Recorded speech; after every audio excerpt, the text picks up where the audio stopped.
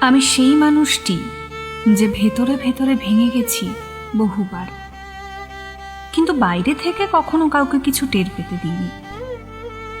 নিজেকে সামলে রাখার অভিনয় আমি এতটাই নিখুঁতভাবে শিখে ফেলেছি যে আমার কষ্টটাও এখন লুকিয়ে রাখতে কোনো কষ্ট হয় না।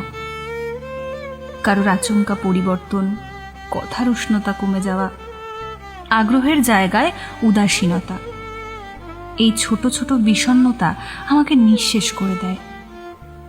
কারোর আছি বলাটা যখন ছিলামে রূপ নেয়, তখন আমি আর নিজেকে চিনতে পারি না।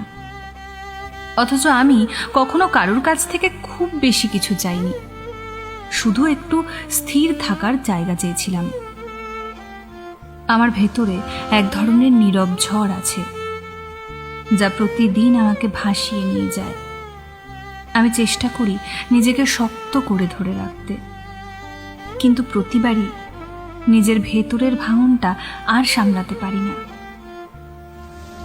আমি চাই কেউ একজন পাশে থাকুক, যে বুঝবে আমার ভেতরের এই অসমাপ্ত যুদ্ধগুলো। আমি জানি আমি সাধারণ নই।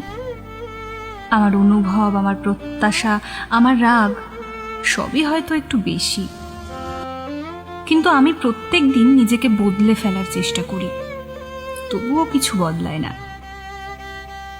তাই যদি কখনো তোমার মনে হয় আমি বোঝা হয়ে গেছি, তবে চলে যাওয়ার আগে অন্তত একটিবার বলে যেও। হুট করে ফেলে রেখে গেলে আমি হয়তো আর নিজেকে গুছিয়ে তুলতে পারবো না।